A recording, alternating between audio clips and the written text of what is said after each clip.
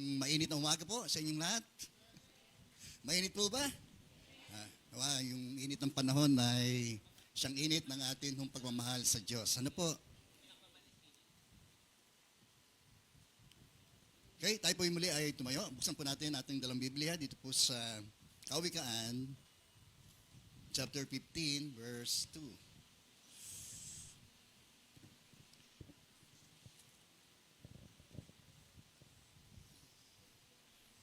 Kaya atin pong basahin ito pong sinasabi ng salita ng Diyos. Kawikaan chapter 15 verse 2, ang dila ng may unawa ay nagbubunga ng kaalaman, ngunit ang bibig ng mangmang ay bukal ng kahangalan. Okay, pagpalain po ng Diyos ang kanyang mga salita. Tayo po'y dumako muli sa panalangin. Ama, muli po kami nagpupurit ng nagpapasalamat sa kaloob niyo muli na itong araw na ito ng aming pong pagsamba. Salamat sa biyaya ng buhay pa rin, Panginoon, na aming pong taglay sa mga oras pong ito. At salamat din sa iyong pagkakatagpo sa lahat po namin pangangailangan sa mga nagdaang mga araw ng aming pong buhay, Panginoon. Hiling namin din na saliksikin mo rin kami sa mga oras pong ito, maging ang layunin at motibo ng aming puso, Panginoon, sa aming pagdako sa lugar na ito. Kaya linisin niyo rin po kami sa lahat ng aming mga karumihan. Kung meron po kaming nagawang pagkakasala po sa iyo, kasalanan naman Diyos sa magitan ng aming mga sinalita, inisip, at gayon din po sa aming ginawa. Alam po namin, wala pong maitatago sa iyo. Ang lahat ay aming isusulit, Panginoon, pagdating ng aming pagharap po sa iyo, Panginoon.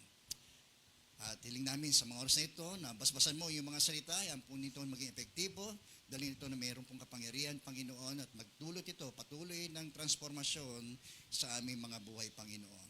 At para sa iyong kaluwalhatian. Ito po, minsan pang aming panalangin, sa pangalan ni Jesus. Amen. Amen. Sige po, tayo po'y mangako po ng muli.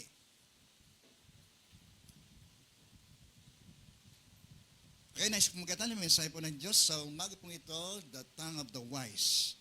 Sabihin po natin, the tongue of the wise. Ang dila ng matalino. Okay, sa Bible, marami tayong mababasa, lalo na rito sa Kawikaan, yung contrast nung between doon sa wise and the foolish. Alam natin, ang mahalagang bahagi ng ating buhay Kristiyano ay yung ating pagsasalita. Ano po? Ang gamit din ng dila, di ba? Sabi nga nung tayo'y nasa paaralan pa, ito'y ginagamit natin sa atin mga panlasa. Tama po ba yon? Nakatutulong din ang ating dila sa paggigiling ng mga pagkaing ating pong kinakain. Nagagamit din natin yan sa pagsusupil. Nagagamit din natin yan, yung ating dila sa pagsasalita. Amen. Amen. Okay, mostly ito yung ating nagagawa, araw-araw ginagawa natin sa ating buhay. Kaya ayon kay James, na tinuring niya ang description ng paglarawan niya tungkol dito sa dila. Sabi riyan, sige po. So yung katotohanan, binanggit po ni Santiago patungkol po sa dila na dito po sa verse 5, ganyan din daw po ang dila ng tao, maliit na bahagi lamang ng katawan, ngunit malaki daw po ang nagagawa daw pong kayabangan. Nilarawan din niya na ang dila ay parang apoy, At napakalari ko po ng pinagyayabang, isipin na lamang ninyo kung paano napalalagablab ng isang maliit na apoy ang isang malawak na kagubatan. So sa paglarawan niya, larawan niyo ito bilang parang tila apoy, na kahit isang maliit na dingas na nakapaglalagablab daw po ng kagubatan. So naalala ko po yung kasaysayan po ng isa sa mga lugar sa Estados Unidos na kung saan nagkaroon po ng wildfire doon, 1,200, kung di ako nagkakamali, ang nasawi, noong pong wildfire na yon na tumatak sa kasaysayan po ng kanilang lugar. So, ang dahilan daw po noon ay marahil doon po sa tilamsik ng apoy na gagaling turoon sa release ng tren, So siguro yung spark ay nagpa-spark doon po sa mga maring tuyong mga damo at nasunog, halos yung kagubatan, kasama ro doon yung mga ilang mga tindahan at bahay na nakalagay ho roon sa malapit doon sa kakahuyan na yun. So, gayon din do po sa buhay natin bilang tao ay tila parang ito'y para ding apoy, no, na kapag hindi natin nasupil ay maaring, no, na makapagpalagablab ng higit pang pinsala, no, hindi lamang po sa ating sarili kundi ngayon sa ating pong mga relasyon, sa ating pong kapwa. Purihin po ang Panginoon. Amen. Wala nang amen. Talagang mainit na. So, sabi rin, kalikasan ng dila ay napakahirap paamuin, no? Bagamat maaring sa pagsusupil natin ng ating dila ay possible pa rin na ito po ay atin humapaamo. Okay? Amen. Sabi rin ng Biblia na ang buhay at kamatayan ay nasa magitan din ng ating pong mga sinasabi. Di ba? Maaring ang mga salita ay maaring yan pumatay ng ating mga pangarap. Pumatayan ng ating pong relasyon. So sa paglarawan din niya, sabi rito sa verse 7, lahat daw po ng uri ng ibon at hayop na lumalakad at gumagapang na nakatira sa tubig ay kanyang paamuin. Ay kayang paamuin at napapaamo ng tao. Ngunit wala mang makapagpapaamo sa dila. Ito ay kasamaang hindi mapigil at puno ng kamandag na nakamamatay. So, meron akong isang nabasa, no? Sabi, hindi mo na kailangan pang mag-take ng napakadaming doses ng lason, kahit daw po gapatak lang, ay sufisyente na para kumitil ng buhay. Ay totoo yan. At mababaksik ng mga laso, no, na ginagamit po ng ilang mga nagsusuicide. Ano po? Especially yung ano po ng silver, no? Kasi may halong cyanide po yun eh.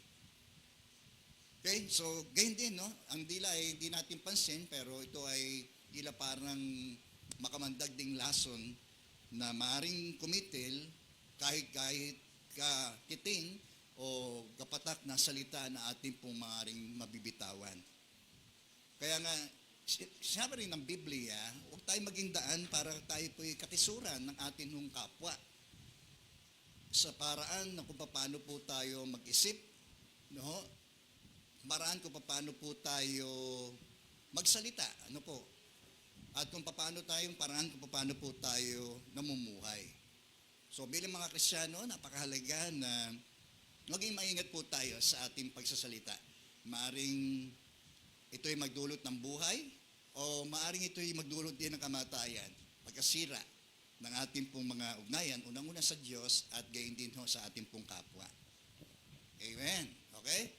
Ngunit wala daw pong makapagpapaamo sa dila, ito'y kasamang hindi mapigil at puno ng kamandag na nakamamatay. So, ang tunay bang issue ay yung ating pong maliit na muscle na ito na nasa ating pong bibig o ating pong dila ang may diferensya. Sige po, ang susunod. Okay. Sabi, kung ano yung sinasabi ng ating mga bibig ay ito rin nagagaling sa dikta ng ating do pong mga puso.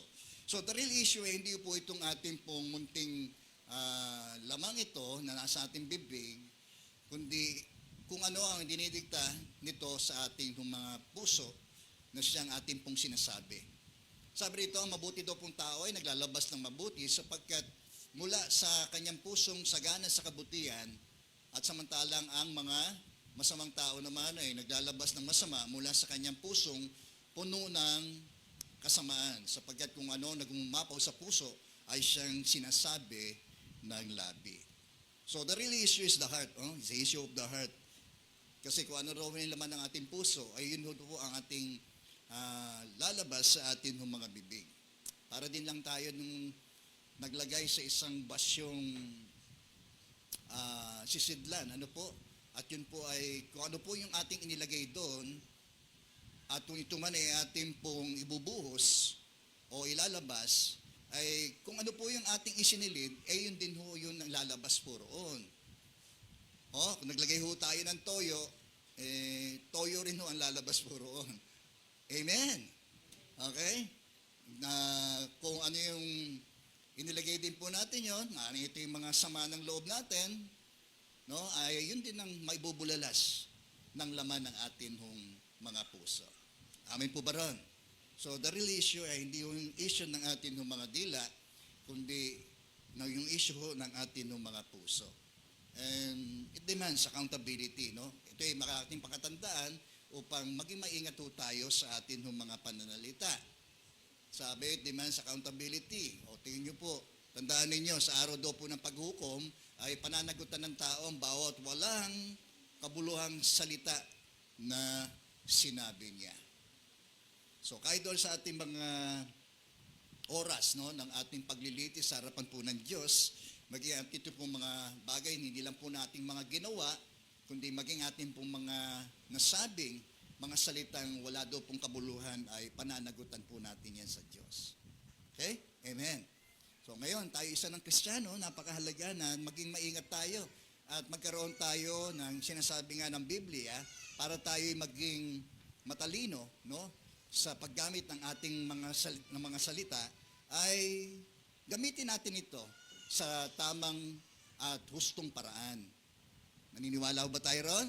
Nais po ba natin maging matalino gaya ng hinahangad po na sa atin ng Diyos bilang mga Kristiyano na maging sa ating pananalita ay magkaroon tayo ng katalinuhan. O sa ibang salin ay magkaroon tayo ng unawa. So the right uses of our time, isa na mabayan natin po na pwedeng magamit yan para sa kabutihan ay sa pamagitan ng atin hong matalinong pagpapayo. Okay? Amen. Usually, no, talagang maraming tao ang minsan nailito. Kahit tayo naman, nalilito rin tayo, no? Pero sa magitan din ng wastong pagpapayo ng ating pong kapwa, o higit sa lahat, no, meron tayong direct na counsel ng Diyos sa pagitan ng kanyang mga salita, ay magkakaroon tayo ng mas maliwanag na direksyon sa buhay. Tama po ba yon? At magkakaroon din ho tayo ng mabuting pagpapasya.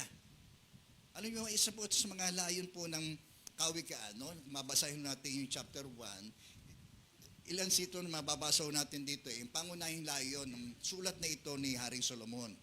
So sabi dito sa verse 1, chapter 1, verse 1, ang kawikaan ni Solomon, ang anak ni David, hari ng Israel, sabi sa magitan nito, ang tao daw po ay magtatamo ng karunungan at pag-unawa sa mga salitang puno ng aral sa buhay.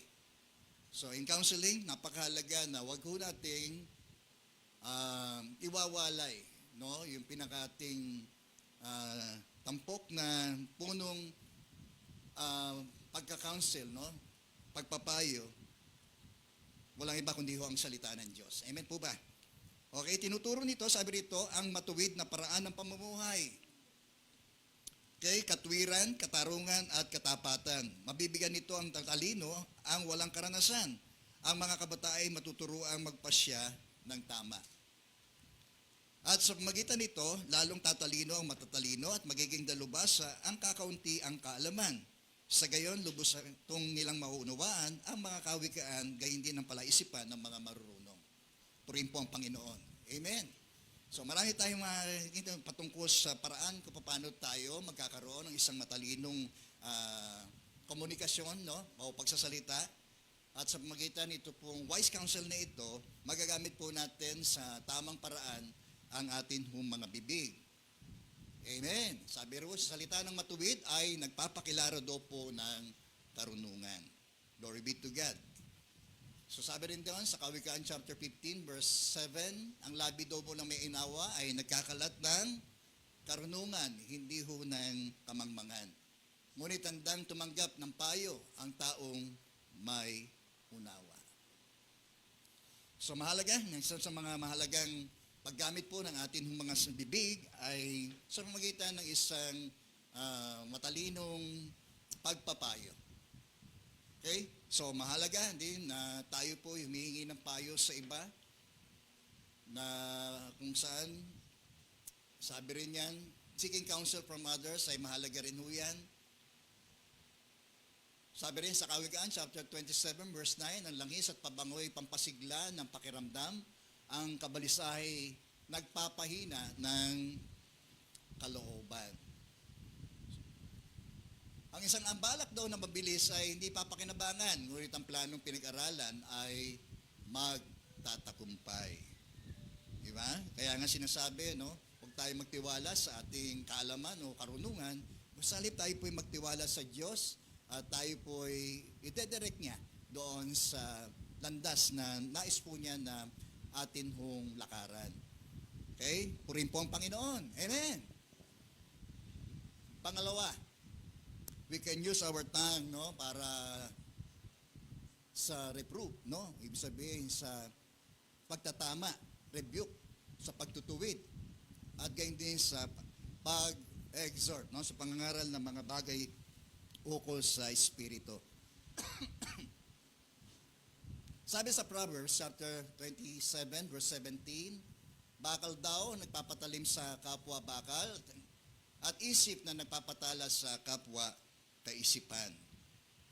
So sabi nga, talagang totoo, yun, sinabi doon sa unang kabanata, ang mga matalino ay lalong tatalino. No? Kapag itong mga kawikaan ito, itong mga salita na ito mula sa kawikaan ay ating i-apply sa buhay po natin. Ano po?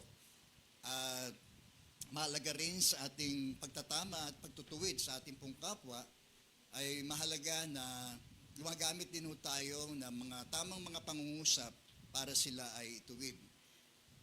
Okay? So, gayon pa man, mahalaga pa rin nung sinasabi ni Paul sa Epeso, no? Na sa pamagitan ng pagsasalita ng katotohanan na may kalakip na pag-ibig, no? Manapay ang mga naghihina ay ating pong mapalalakas, no?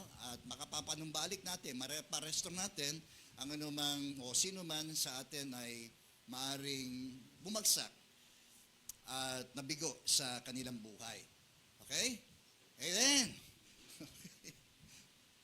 Glory be to God, no? So ang problema kasi sa atin, hindi naman tayo confrontational, no? Minsan umiiwas tayo na lubhapang lumala yung maaring alitan. Pero sa pamagitan niya ng pagsasalita natin, pagre-rebuke natin sa kanila, at manapay napaiwas natin sila sa higit pang mga consequences, no, ng kanilang maaring nagagawang mga pagkakamali.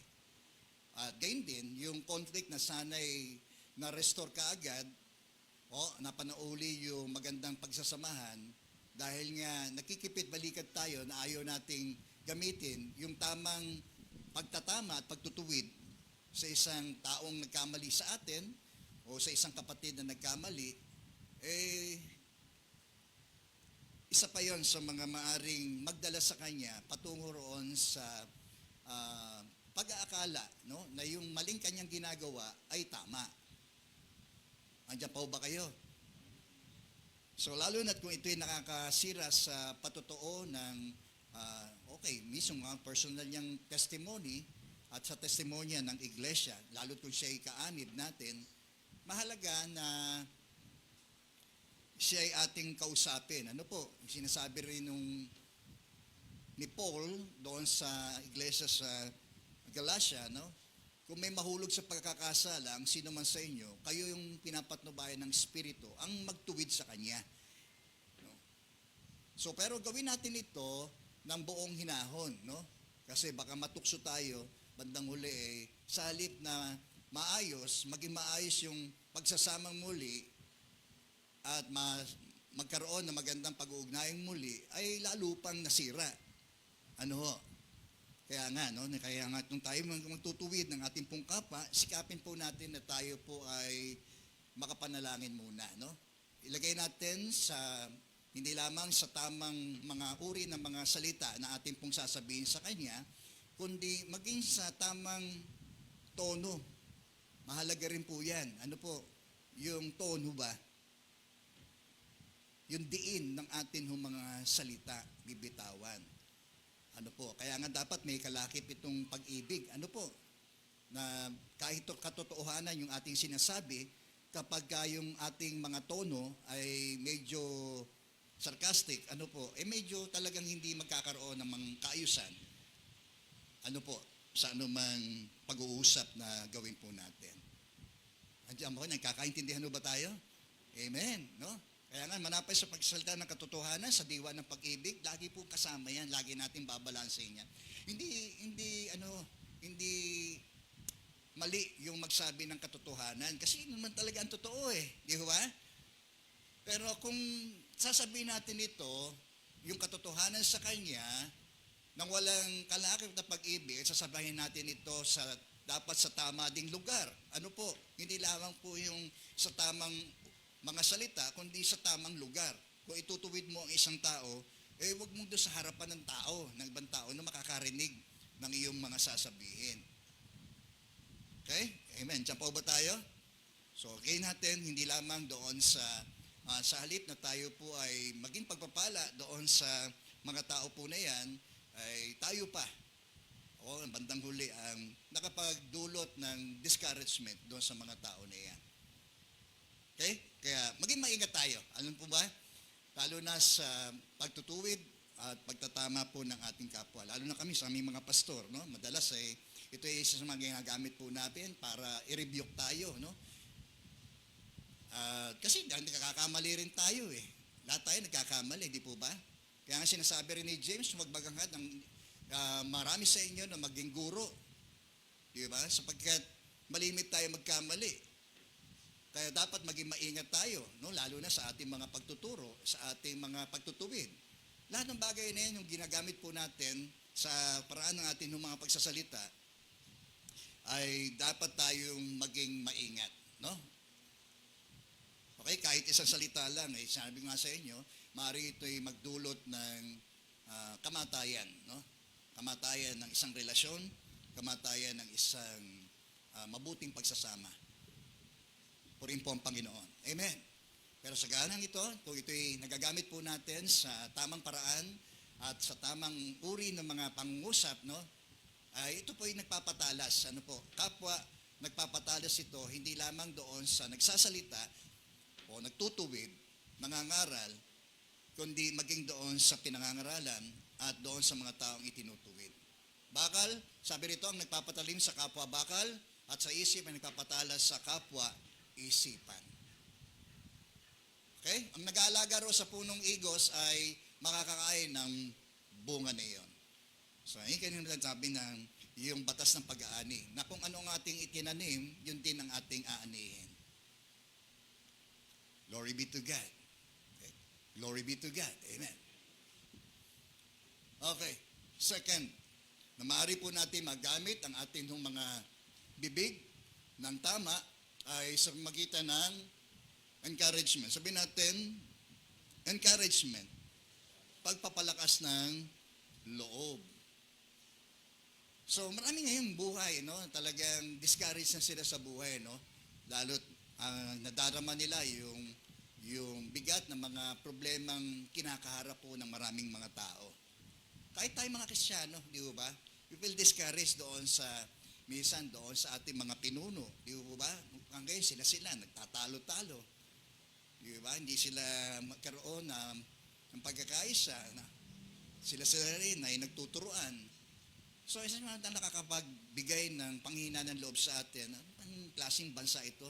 Di ba? Kaya ang iba nangingibang bansa na lang eh. Di ba? Andiyan po ba tayo? So, gayon din sa church, no? Ibilagay na lang ho natin, i-apply natin dito. Mahalaga na itong atas na ito rin sa atin ng Biblia, no? Ukol dito sa encouragement. Sabi rin sa Hebreo chapter 10, no? Encourage one another day by day. Ano po? Isa sa mahalagang gawain po natin bilang mga Christian at mananampalataya ay palakasin ang loob ng isa't isa. Tayo nga lang, bihira tayo magkaroon ng malayang pakikipag-ugnayan kasi yung iba sa atin, tuwing linggo lang na naririto, no? Pero yung ating mga midweek, hindi tayo nagkakasama-sama, maliban na lang doon sa mga dumadalo ng mga midweek services po natin tulad ng prayer meeting, Bible study. Ano po? So, ang purpose pa rin ng fellowship, di po ba? Yung pa rin upang palakasin ang loob ng isa't isa.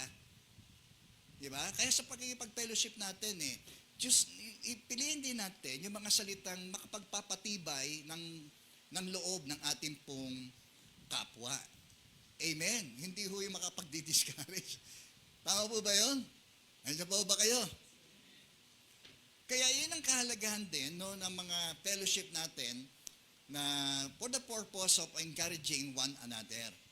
Kasi araw-araw, dumaraan tayo doon sa mga problema ng buhay di ba? Iba-iba nga lang tayo. Somehow, yung mga bagay na yon ay parang gato na pumipigil sa atin, no? Unti-unti, pumipiga sa atin, unti-unti, para maaring siyang magdulot po sa atin ng discouragement sa buhay. Okay? Kaya yung antas ng mga taong nagsusuicide ay tumataas pa rin po. Ano po?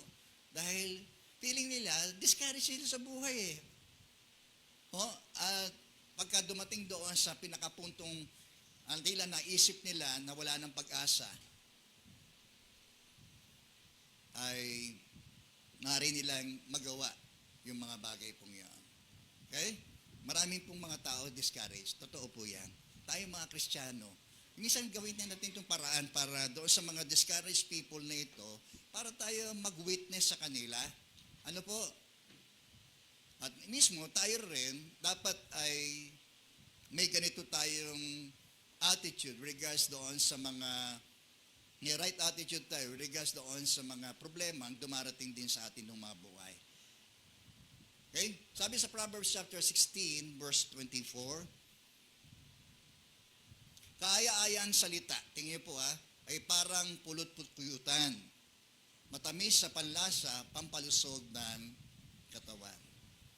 So, part of it, sinasabi roon, yung para ma-define natin yung ating pong kapwa na ating pinapayuhan, pinalalakas ang loob. So, yun ang purpose ng encouraging di po ba? One another. Napalalakas muli, napagniningas muli yung ating mga apoy na maaring aandap-andap na. So, nagkakaroon tayo muli ng pagpapanibagong sigla, no, kapag tayo ay nakakapakinig ng mga salitang magpapalakas muli ng ating loob. Tama po ba yun? Amen. So, mahalaga po, mga kapatid, ang ating mga sasabihin, no? Lalo na sa mga ating mga kapatid na mga nadidiscourage na rin pong dumalo, magpatuloy, di po ba? Tila doon sa mga expectation nila, doon sa kanilang mga panalangin, ay tila taliwas pa doon sa kanilang mga nakikita at nasasaksihan sa kanilang mga personal na buhay. So, mahalaga, no? Ang bawat isa po sa atin, no? Na kaya nga sinasabi rin ni Solomon, di po ba? Ang dalawa ay mas mabuti kaysa sa isa.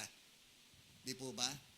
Mas marami ang kanilang nagiging produktibo, no, ang kanilang ginagawa kapag sila ay magkasama. Di po ba? So isang magandang halimbawa po niyan, no, ay ito pong si Elias, di po ba? So ayun, kagagaling lang ho niya talaga doon sa isang matagumpay na pakikipaglaban niya doon sa mga propeta ni Baal.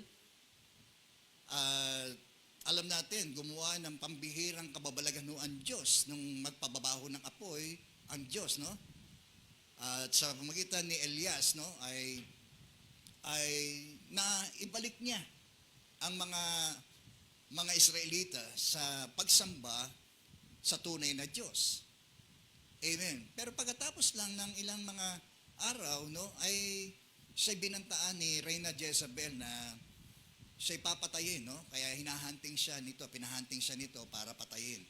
Alam niyo ang nangyari sa kanya? Natakot po siya At siya'y nagpakalayo-layo at iniwan niya yung kanyang kasama na merong power na parang may kapangyarihan para siya'y palakasing muli. Pinanghinaan siya ng loob Isipin niyo po yun. Sa isang matagumpay na kanyang pakikibaka, pagkatapos ay yung aftermath nun ay talagang nasira yung kanyang pananampalataya sa Diyos. Na-discourage siya. No, ang feeling niya sa sarili niya, nag-iisa na lang siya Sabi niya, bakit ka narito? Nung mangusap ang Diyos sa kanya, nag-iisa na lamang po ako. Wala na akong kasama. Iniwan niya nga yung kasama niya Nagpakalayo-layo siya, napunta sa lang Andiyan po tayo. Alam niyo, pag kayo nag-iisa, hindi sinasabi workplace of the devil di po ba? Ang ating isip, no? Ay isang ginagawa ho niyang parang pugad, no? Na kapag nagkaroon ng stronghold sa ating kaisipan, ay sasabihin natin, no, na talagang ah, paniniwalaan natin ang anumang kasinungalingang ipupunla niya sa ating mong maiisip. Nandiyan po tayo? Nandiyan po tayo? Yeah, at yun din tayong ginawa nung unang ahas, di po ba, doon sa unang tao. No, yung katotohanan ay napalitan niya ng kasinungalingan, no? Nang sabi ng Diyos, ang katotohanan, sinabi po ng Diyos, makakain nila anumang bunga sa halamanan, liban doon sa ampuno, na yung bunga noon kapag kinain, sila po ay mamamatay. Pero gayon pa man, ito po ay tinwist, no, ng, alam natin, ng diablo sa magitan ng ahas, na sinabi niya doon sa unang tao na hindi totoo yan. Yung totoo, sinabi niyang hindi totoo. Hindi totoo yan, hindi kayo mamatay. Kasi alam ng Diyos, nang pagka kumain kayo niyan, kayo magiging parang Diyos. Malalaman niyo yung mabuti sa masama. O, yan ang kanilang pinaniwalaan eh. Okay, yung tinig na yon mula sa masama at hindi yung tinig ng Diyos. Okay, andiyan po tayo. So, ang tinig ng Diyos ay pwede rin nating magamit. Ano po? Sa pag-encourage po ng ating pong kapwa. At ang alam natin, yung tinig ng Diyos ay isang magitan ng kanyang mga salita. Amen. At ang katotohanan nitong dulot nito sa atin ay magpapahayag kung ano yung totoo, kung ano yung mabuti, kung ano yung matuwid. Ay yun ang ating gamitin, no? Sa pagpapalakas ng loob ng ating pong kapwa. So, never then, no? Na tayo'y solohin natin ang lahat ng bagay. Lalo't kung tayo'y mahina, no? Marami kasi sa atin, katulad din ni Elias, no? Na kapag nagkaroon ng problema, pinipili maging mapag-isa. Well, minsan nakakabuti po yun, no? Para maiwas tayo sa anumang distraction. Kung tayo po ay makikipagniig sa Diyos. Ang problema sa atin, madalas, ay sa halip na i-entertain natin, no, yung tinig ng Diyos ay yung tinig ng diablo ang maaari po nating matuksong tanggapin. Tulad ng unang tao, nung sila'y bumagsak sa pagkakasala, dahil po mas pinahalaga nila yung tinig ng ahas kaysa doon sa tinig ng Diyos. Okay po? Kaya tayo mga Kristiyano, yung tinig po natin, napakahalaga po niyan. At gamitin ho nating tool o kasangkapan ng salita ng Diyos, ang salita ng katotohanan, para sabihin kung ano yung totoo, okay? Kung ano yung matuwid, kung ano yung tama. At ano po yung layunin po ng Diyos para sa atin. Okay? Amen. Okay. Magagamit din natin ng tama at wasto ang atin ng mga dila sa magitan ng atin hong pagpapatotoo. Sabi natin pagpapatotoo. Okay, ang mga Kristiyano raw, gagawa na raw po ng ibang mga ministry o gawain ng paglilingkod, no, kaysa mag-witness, no? Isa raw sa mga dahilan ay dahil po sa takot, no? Natatakot mapahiya, natatakot na i-reject. Di po ba? Natatakot na masira pa yung relasyong maganda sa kanila bilang magkakaibigan. Isang gayon, kaya naghalukipip ang iba, ang mga Kristiyano, para magpatotoo sa iba dahil nga doon sa problema na yon ng pagkatakot. Okay? So, ano pa? Natatakot sila mag-witness kasi dahil sa kaisipan, meron pwedeng gumawa niyan.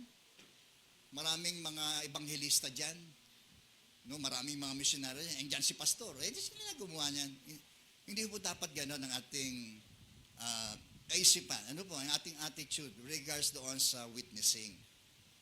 Okay? Every Christian is a witness, no? Kaya nga iting napakahalagang tagubilin ni Kristo sa kanyang mga tagasunod. Di ba? Huwag muna kayong umalis ng Jerusalem, no? Hintayin niyo yung pagbaba ng Espiritu Santo sa inyo at kayo'y magiging mga saksi ko. Saan? Sa Jerusalem, sa Judea, sa Samaria, hanggang sa dulo ng daigdig.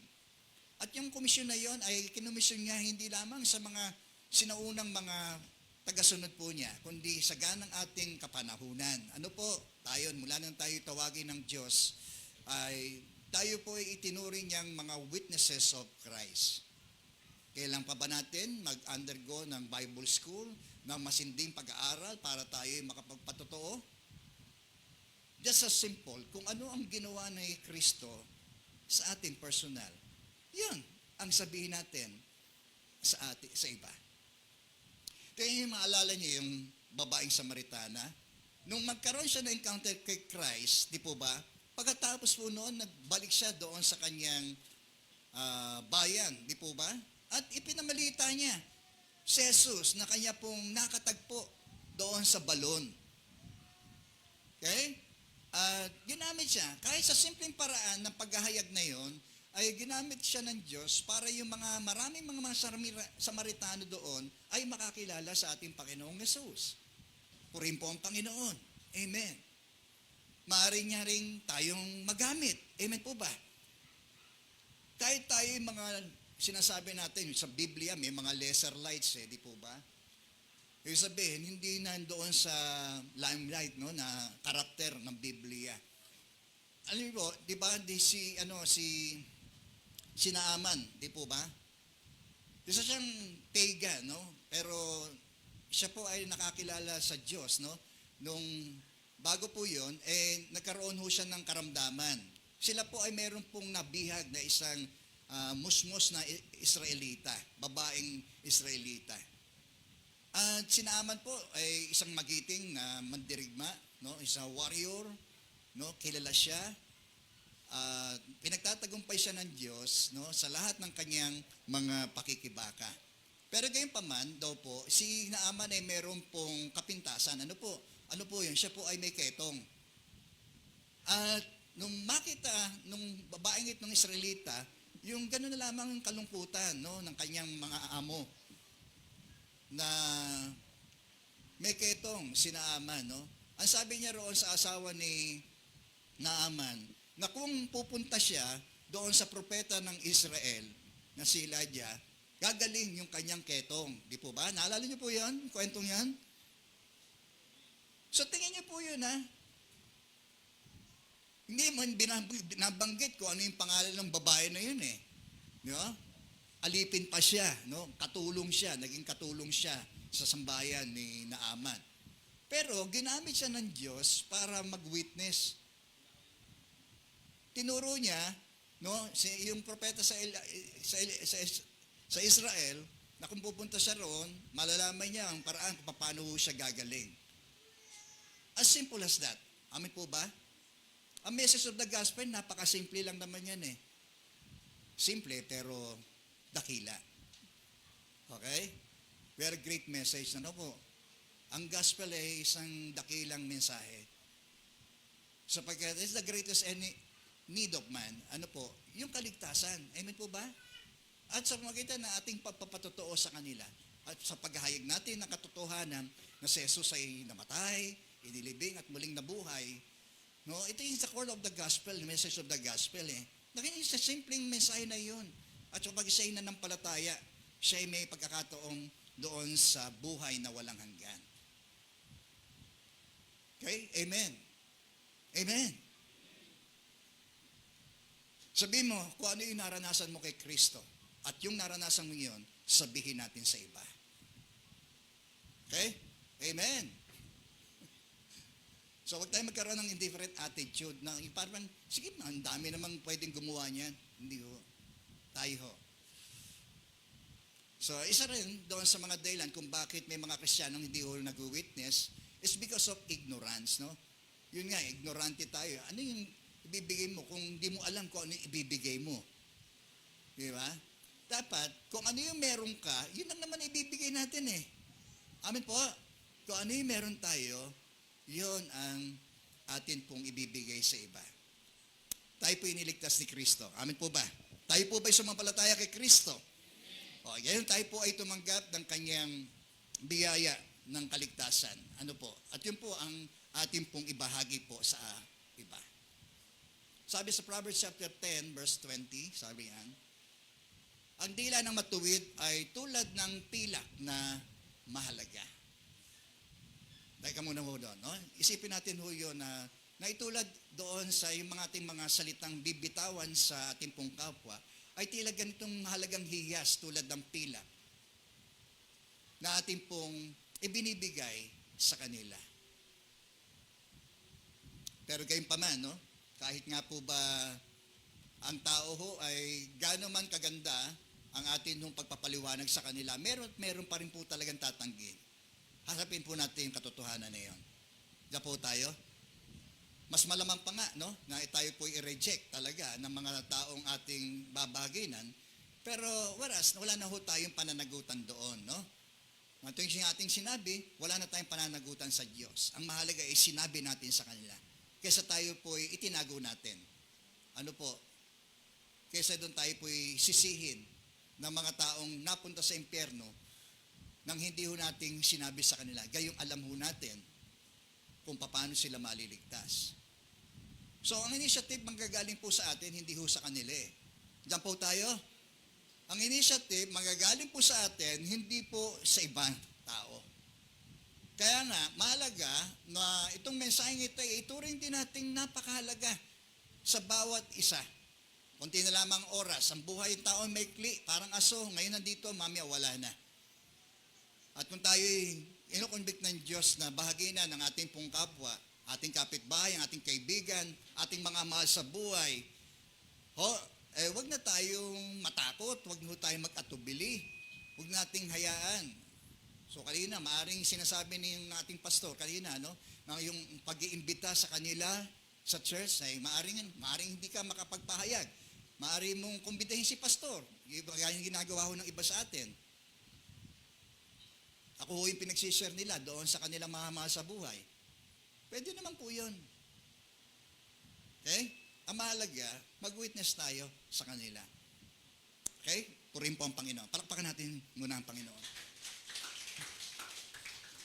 So, ang dila raw ng matuwid ay tulad ng sa pilak na mahalaga. Ang mga turo na matalino ay bukal ng buhay. Purihin po ang Panginoon. Ito ay naglalayo sa bitag ng kamatayan. So, whereas kung kailan pa tayo kikilos ay ngayon na nga. Yung urgency ay naroroon na. Sabi nga rin, nung napakinggan natin kanina, preach the word in season or out of season. Makikinig po ba tayo kanina? Napakinggan niyo po ba yon? Yung salita na yon ni Paul kay Timothy? Ipangaral mo ang salita ng katotohanan. Ituro mo ito at ipatupad. Preach the word. Amen. In season. Napapanahon man o hindi, ipangaral natin ang salita. Malay natin, no, yung kakausapin na yun, yung pala yung turning point ng kanyang buhay. No, at tayo nga gamitin ng Diyos para makakilala siya kay Kristo. So, nasayang ba yung ating panahon? Hindi ho.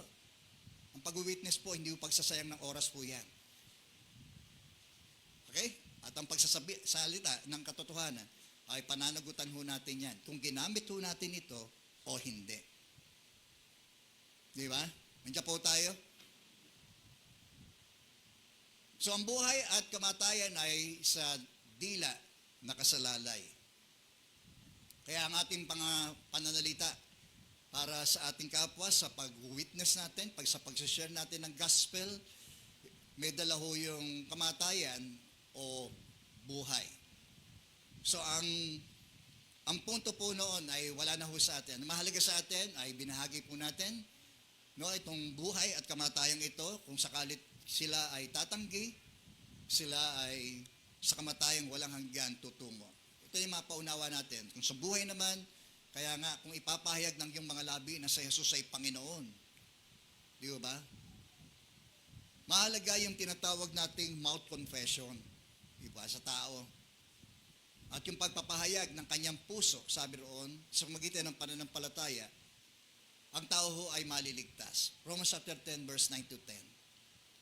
So, yan ang mabuting balita, na kung saan tatanggapin ng tao, ay tatanggapin niya yung pagpapawalang sala ng Diyos, gayon din ang buhay na walang hanggan. Glory be to God. Amen. At alam natin, ang salita ng katotohanan yan na nagdudulot ng buhay at kamatayan na iyon sa mga taong maaring maligtas at maari din humapahamak. Purihin po ang Panginoon. The tongue of the wise, no? Nais natin maging matalino, sundan natin itong mga bagay na ito na gamitin natin ang ating mga bibig, no, sa pamamagitan ng ating hong pangangaral at pagpapayo Mahalaga rin yung atin hong paghanap ng magbibigay ho sa atin ng mabuting pagpapayo. Okay? Amen? So, ganyan din ang paggamit natin para sa pagtutuwid, sa pagtatama, at sa pagpapalakas ng loob ng ating pong kapwa sa magitan ng atin hong pagpapatotoo, pagtuturo, amen, at sa pagbibigay kaaliwan sa atin hong kapwa. Okay? Kailan tayo kikilos? Kailan tayo action? So mahalaga na bigyan nating pansin yung atin hong mga bibig. Ano po? Sapagkat tayo'y parurusahan batay sa atin hong mga sinabi. Mabuti man o masama, sa Diyos tayo higit ay magsusulit. Okay? Kaya pwede nating magawa, no? Sabi rin ni Santiago, ang dalawang bagay. Magagamit natin ang ating mga bibig sa pagpupuri sa Diyos. Pero maaari din nating magamit ito sa panlalait daw po ng ating pong kapwa. Okay? Sabi mo nga sa katabi mo, mahal kita.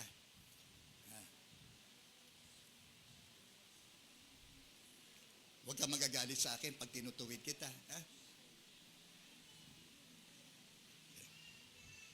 So, tayo po'y manalangin.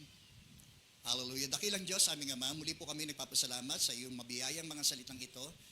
At nawa, O Diyos, ay nagkaroon ito ng impact sa amin. So, personal, Panginoon, upang hindi namin magamit ang aming mga bibig sa hindi wastong paraan, Panginoon. Sapagkat alam namin, magbibigay sulit kami sa iyo pagdating ng aming pagsusulit sa iyong harapan. Ano man ang mga lumabas dito, Panginoon, yun ay alam po ninyo, Panginoon, ang mga salitang binitawan namin, mabuti man o masama, Panginoon, ay ipagsusulit po namin sa iyo. Nawa ay tumatak ito sa amin, Panginoong mga kaisipan, damdamin at puso higit sa lahat. Sapagkat kung anong attitude ng aming puso, Panginoon, ay siyang lalabas sa amin pong mga bibig at mga kilos, pag-uugali, Panginoon. Kaya naman, tulungan mo kaming maging maingat sa lahat ng aming mga sasabihin, Panginoon. Pag-isipan muna namin bago namin sabihin, Panginoon.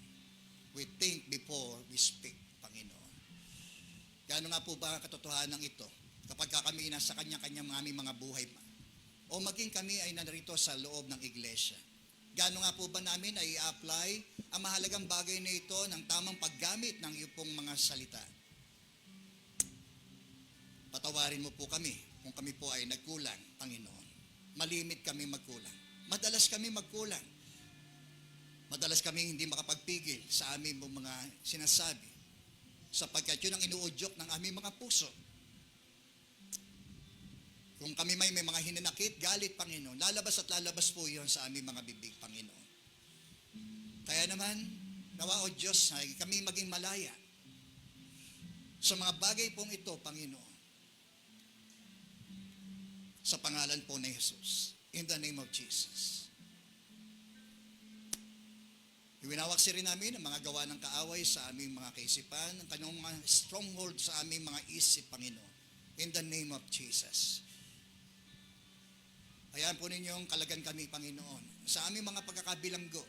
Sa anumang bagay na ito, ng hinanakit, sama ng loob, pagkapuot, pagkagalit. Panginoon, in the name of Jesus. In the name of Jesus.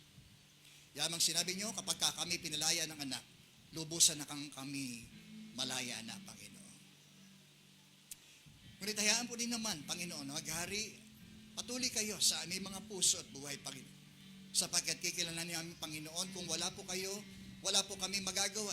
Hindi kami makapamumunga ng sagana kung kami hiwalay at di konektado sa iyo, Panginoon. Kaya naman, patuloy nga po na maranasan muli namin ang pagkilos ng Banal Espiritu sa aming buhay, Panginoon, at magamit namin ng gusto at wasto ang aming mga bibig, Panginoon, sa tama at matuwid at mabuting paraan, Panginoon, para sa iyong kaluwalhatian, Panginoon. Hayaan mo na patuloy na pagkainawa, Panginoon, ang siyang lalabas mula sa kibuturan ng aming puso, Panginoon, ang siyang magbibigay ng kabusugan, kaayusan sa aming pong kapwa, Panginoon. Salamat po, Diyos. Ikaw, kaibigan, kung sa talang iyong buhay, hindi mo tiyak na kapag kinuha ng Diyos ang buhay mo, hindi mo alam kung saan ka tutungo. Ito ay sa magandang pagkakataon para tanggapin mo ang kaloob ng Diyos ng kanyang pagliligtas. Si Jesus ay namatay alang-alang sa ating mga kasalanan. Sa gayon, ang sino man sa kanya ay tatanggap ay pinagkakalooban niya ng pagpapawalang sala at buhay na walang hanggan.